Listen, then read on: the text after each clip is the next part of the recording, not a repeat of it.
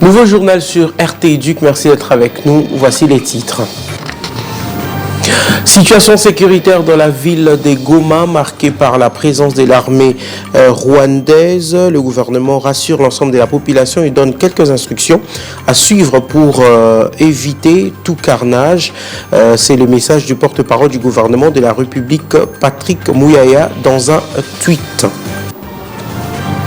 Amélioration de la qualité de l'enseignement en RDC. La Fondation Orange RDC a offert des kits informatiques aux élèves de l'école Saint-Georges primaire pour leur apprentissage.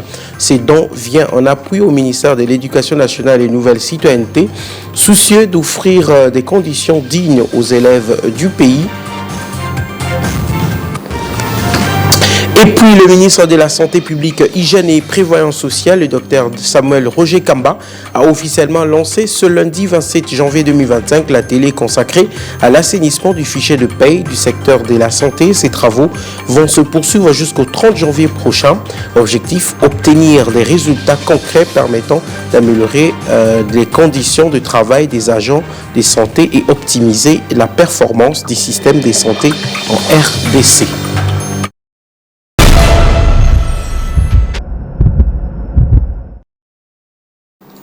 Bonsoir, si vous venez de nous rejoindre. Vous le savez, la situation sécuritaire dans la ville de Goma demeure très préoccupante suite à la présence de l'armée rwandaise. Le gouvernement n'a pas tardé de réagir face à cette situation qui trouble l'ordre public au niveau de cette partie du pays. Le ministre de la Communication et porte-parole du gouvernement a tenu à rassurer la population que sur instruction du président de la République, le gouvernement continue de travailler pour éviter les carnages et les pertes en vies humaines au regard des intentions manifestes du Rwanda et recommande à la population de Goma de suivre les dispositions suivantes. 1. Rester à l'abri, à la maison, s'abstenir de commettre des actes de vandalisme et de pillage, barrer la route à la propagande manipulatrice du Rwanda. Nous appelons tous les Congolais, où qu'ils se trouvent dans le monde, à se mobiliser en soutien à nos compatriotes du Nord Kivu, à nos FRDC et au commandant suprême, peut-on lire dans son tweet.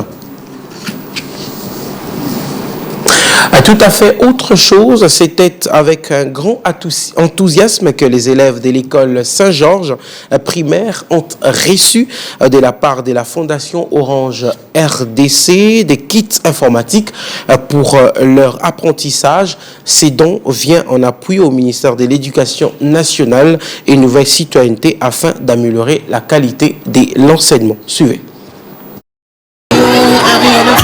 La Fondation Orange joint ses forces au ministère de l'Éducation nationale et Nouvelle Citoyenneté pour améliorer les conditions d'apprentissage des élèves congolais et favoriser l'inclusion numérique.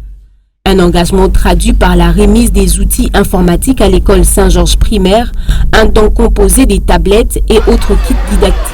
Beaucoup d'enfants, d'élèves, qui n'ont pas eu cette opportunité d'utiliser jusqu'à date un ordinateur ou une tablette.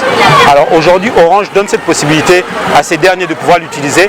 Et à l'intérieur de ces ordinateurs, il y a des cours qui sont vraiment très didactiques dans les 4 langues nationales. L'objectif ici, c'est de permettre à ceux qui puissent bénéficier de ce tour interactif et se rapprocher du numérique par rapport à l'évolution de la technologie. Une initiative saluée par les enseignants et élèves de cet établissement scolaire. La Fondation Orange Congo nous a vraiment flattés. Il y a beaucoup d'écoles, mais elle a pensé à choisir le complexe scolaire Saint-Georges. Nous sommes vraiment flattés de cet acte-là et nous croyons mettre vraiment en œuvre toutes les machines que la Fondation Orange Congo vient de mettre à notre disposition pour une amélioration de la qualité de l'enseignement auprès des élèves. Ça va aussi surtout faciliter les petits enfants qui sont de 3e, de 1re et de 2e. Moi, ce que j'ai dit à la Fondation Orange, merci de votre visite dans notre école. Merci aussi de nous avoir donné des cadeaux. Les œuvres qu'ils ont fait, ça m'a vraiment plu parce que ça a été leur première visite dans notre école. L'école Saint-Georges primaire est la première école en 2025, bénéficiaire de cette campagne lancée par la Fondation Orange, une première étape qui va s'étendre à travers plusieurs villes du pays. Concernant les examens du premier semestre, le numéro 1 de la sous-division Ngalema 1 du ministère de l'Éducation nationale et Nouvelle Citoyenneté a réuni le vendredi dernier dans la grande salle de l'ITP Ngalema 1 les différents chefs d'établissement de sa juridiction. Question de leur rappeler les instructions qui doivent être respectées à la lettre pendant la dite période. Hélène Diamona et Stella Kitoko pour le reportage.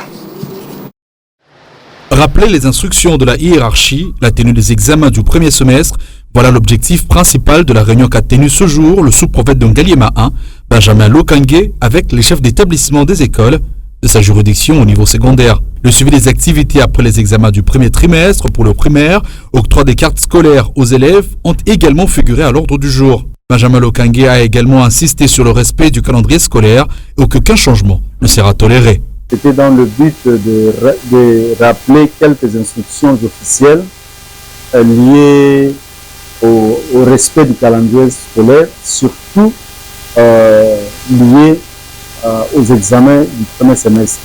Pendant cette période d'examen, tout enfant congolais a droit aux examens. Donc, il n'y a pas à chasser les enfants.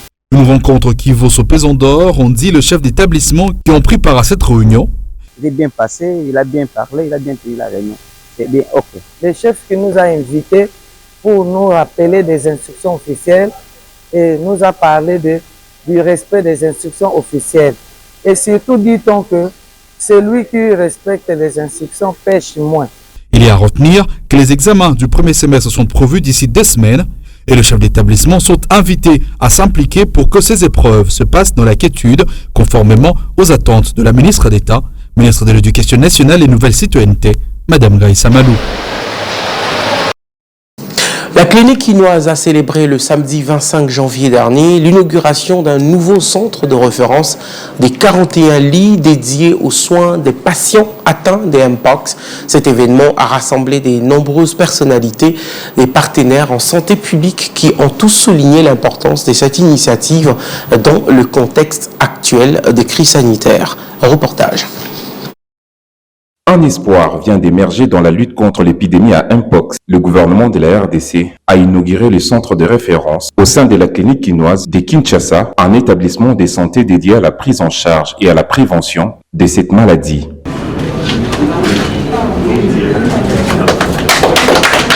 Le ministre de la Santé publique a souligné l'importance de ces nouveaux centres dans la stratégie de riposte coordonnée pour lutter contre cette épidémie. Aujourd'hui, nous avons l'occasion d'inaugurer un centre qui va permettre à ce que les populations les plus vulnérables dans cette maladie puissent être prises en charge. Cela fait un peu plus de 4 mois que l'OMS a déclaré cette crise de portée internationale et nous remarquons que, encore heureux, nous ne sommes pas dans une explosion totale qu'on aurait pu craindre au départ si la riposte n'a pas été coordonnée au niveau stratégique avec tous les partenaires. Pour répondre aux enjeux de lutte contre le Mpox, l'OMS ambitionne de faire de ces centres une structure pérenne dans les traitements des cas intensifs et spécialisés. Ce centre de référence va permettre d'améliorer la prise en charge des cas de Mpox nécessitant des soins intensifs et spécialisés. Nous ambitionnons de faire de ce centre une structure pérenne de référence pour la prise en charge des maladies infectieuses en général et d'en créer d'autres dans les localités du pays. Dans son étroite collaboration avec l'OMS et les gouvernements congolais, le Royaume-Uni salue l'importance de ces partenariats pour lutter efficacement contre cette épidémie. Le Royaume-Uni est fier d'être entre les partenaires les plus importants de l'OMS et nous sommes les bailleurs qui donnent la quantité plus importante de fonds flexibles pour le travail de l'Organisation mondiale de la santé. L'inauguration de ces centres de référence marque une étape importante pour le traitement des cas les plus complexes afin de réduire considérablement les taux de décès liés à cette maladie. Le pays, mais nous avons voulu à travers ce centre, on a un centre de référence pour les cas compliqués et les cas qui nécessitent des soins intensifs et la possibilité et la chance d'être traités. L'objectif pour nous, c'est que personne ne meurt dû à la maladie Mpox. C'est une maladie qu'on peut traiter si on prend à temps et si les soins sont appropriés.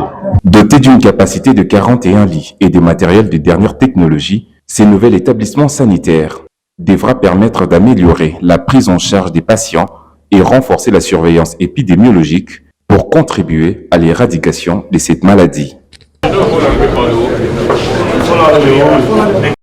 Allez, on va rester toujours dans cette page santé. Sachez que monsieur le ministre de la Santé publique, Hygiène et Prévoyance sociale, le docteur Samuel Roger Kamba, a officiellement lancé ce lundi 27 janvier 2025 la télé consacrée à l'assainissement du fichier de paie du secteur de la santé. Le ministre de la Santé publique, avec le soutien de ses partenaires techniques et financiers, a mis en place cette plateforme de travail qui devrait déboucher sur de résultats concrets permettant d'améliorer les conditions de travail des agents de santé et optimiser la performance du système de santé en République démocratique du Congo.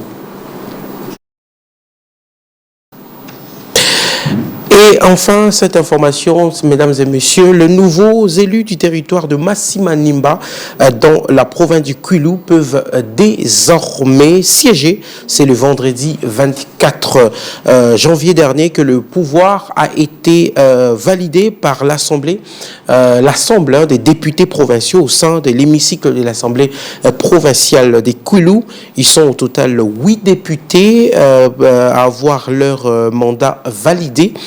Lors de cette plénière consacrée à la validation des élus de Massi-Manimba, le président du bureau d'âge, professeur Tsaman Oluntu, a invité les élus à se démarquer pour cette législature. Détail. Les nouveaux élus du territoire de Massi-Manimba dans la province du Kwilu peuvent désormais siéger. C'est ce vendredi 24 janvier que leur pouvoir a été validé par l'ensemble des députés provinciaux au sein de l'hémicycle de l'Assemblée provinciale du Kwilu. Ils sont au total 8 députés, à l'occurrence Jean-Philbert Mabaya, Tréphon Kinkemulumba, Donald Sindani pour ne citer que ceux-là. Lors de cette plénière consacrée à la validation des élus de Massi-Manimba, le président du bureau d'âge, professeur Saman Olotu, a invité les élus à se démarquer pour cette législative en produisant plus les édits pour l'avancement de la province. Il a en outre promis de communiquer dans un avenir proche la suite des travaux de cette session extraordinaire, notamment l'élection et la mise en place du bureau définitif de cet organe délibérant. Désormais, affiche complet au sein de l'hémicycle de l'Assemblée provinciale du Kwilu. Il y a lieu donc d'espérer que les édits en faveur du développement socio-économique du Kwilu peut être élaborés. 2.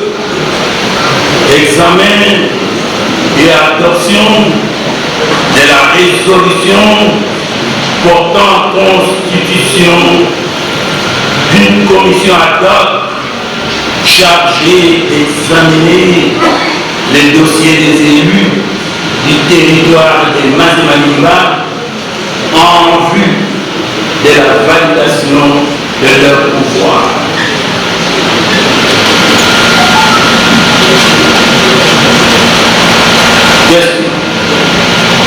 La plénière adopte-t-elle cet ordre? Allez, tout à fait autre chose. Le PCA de la Régie des voies aériennes, société anonyme, en séjour en Bandundu-Ville, a rencontré différentes autorités politico-administratives locales pour la question de la spoliation de terrain de RVA. À l'issue de ces démarches, le gouvernement provincial a décidé de rétablir la RVA dans ses droits, une décision que juge salutaire Tréphon Kinkemulumba ainsi que les agences et cadres de la Régie des voies aériennes du Kwilu. Par ailleurs, Kinkemulumba a pris des dispositions pour éviter que pareille situation ne reprenne. Nicolas Kingwangwa pour plus de détails. C'est une mission réussie pour le PCA de la Régie des voies aériennes, société anonyme Tréphon Kinkemulumba. Désormais, la RVA Bandundu rétablit dans ses droits aux questions de spoliation de leur terrain par le gouvernement provincial. Aussitôt arrivé, Tréphon Kinkemulumba a rencontré différentes autorités politico-administratives locales pour des solutions, tout en faisant savoir que le gouvernement de la République s'est aussi fixé des objectifs de mettre fin aux questions de spoliation de terrain sur toute l'étendue du territoire national. Nous avons rencontré dans le premier jour les services techniques de l'urbanisme, des affaires foncières, qui nous ont assuré qu'ils n'avaient donné aucun acte pour l'occupation l'occupation de cet espace. Aucun acte. Alors qu'est-ce qui s'est passé? Je ne peux pas répondre à cette question. Mais l'essentiel était aujourd'hui que le gouverneur lui-même soit venu voir le commandant de l'aéroport pour lui dire que la question a pris fin et qu'effectivement, comme vous l'avez dit, le matériel a été dégagé de là où il se trouvait. Nous, en tant que régie des voies aériennes, nous sommes heureux, satisfaits. Insatisfait aussi du commandant de la RVA Bandundu qui remercie le PCA Kinki Mulumba ainsi que sa suite pour la solution. Rappelons par ailleurs que certaines dispositions sont prises pour éviter pareille situation. Donc on est là pour sécuriser les emprises aéroportuaires. C'est des normes précises de l'OACI. Le principe est de clôturer. Nous avons beaucoup d'offres de diverses firmes. Mais s'agissant de cet aéroport, je pense que je l'ai dit à l'arrivée, cet aéroport doit être délocalisé. Quand cet aéroport a été conçu et construit, ce n'était pas au centre de la ville. Aujourd'hui, l'aéroport est au centre de la ville. D'une province à une autre, les conducteurs de taxi-moto de la ville d'Inongo appellent le gouverneur de la province du Mai-Ndombe, Lebon Kosso Kevani, de s'impliquer pour l'atténuation du taux des contraventions du côté des éléments de la police des circulations routières dans le chef-lieu des institutions provinciales du Mai-Ndombe afin de les permettre de bien circuler. Un SOS lancé le dimanche 26 janvier à Inongo au cours d'une cérémonie d'échange des vœux entre les autorités locales et les motocyclistes de la ville d'Inongo. Témoin de l'événement, Blaise Mabala. C'est au cours d'une cérémonie consacrée à l'échange des vœux que le président des motocyclistes de la ville d'Inongo a présenté au gouverneur Lebon Kosso Kevani des difficultés que rencontrent les conducteurs de mototaxis de la ville d'Inongo, communément appelé Wewa. Prenant parole devant l'assistance, le président de l'association des taxis motos de la ville d'Inongo a peint toutes les inégalités qu'ils font face aux éléments de la police de circulation routière. Mbodi Ampayambe. Marque un service nous allons un service noble. Malheureusement, on ne peut pas compléter toujours mal. Dispute mususu ya nini ya kokende komontela kabande ko bakabal bana wewa bazomi en otage pas ya intel bana wewa basali soki nini basheni wana kuna ba barrière oyo ezali kawa nzela eloki eza onyokola bandeko na bakonducteur andeo na yango eza na belema mosusu baza wana bazala ba contravention etikala unique infraction po comme infraction eza na belemo esanisa po comme infraction mais pas la biso na pese ekoma lokola mbuba il suffit kaka na yo agrege loko ezalaka mpe komona mo infraction ayele pa komanda moto oyo asali refio mutapele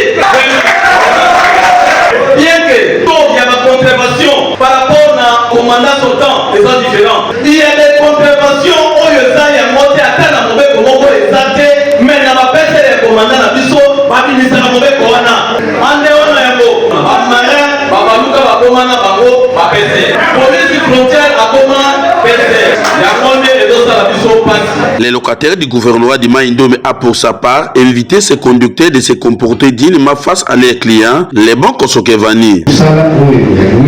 esengeli d'abord bino moko bopesa yango kilo toke bato bamona keno bino moko bobandi kopesa yango kilo yango na bipona nde oyo ya liboso en dehors ya moto tokopesa mpe 3 pneu po esunga bino na misala bokosala mpe ya kobongisa mpe banzela mpona komema mabele. Alors soki omoni likambo mabe na mboka moko kobomba te loba yango pour que service ya sécurité bayeba kolandela likambo yango parce que toza na besoin ya kimia na kati ya province na biso na kati ya ville na biso ya Inongo. La prise des photos des familles pour immortaliser cette journée ainsi que le partage des repas et un verre a bouclé la boucle de cette cérémonie riche en couleurs.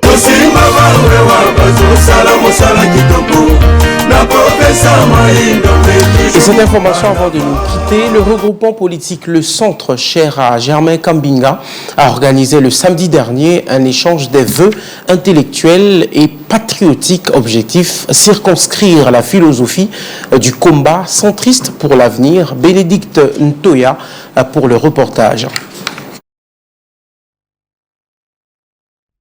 un échange de vœux intellectuels et chaleureux qui a organisé à ce jour le regroupement Le Centre. Occasion pour la formation politique, chère au ministre honoraire Germain Kambinga, de se faire ses perspectives pour l'année 2025.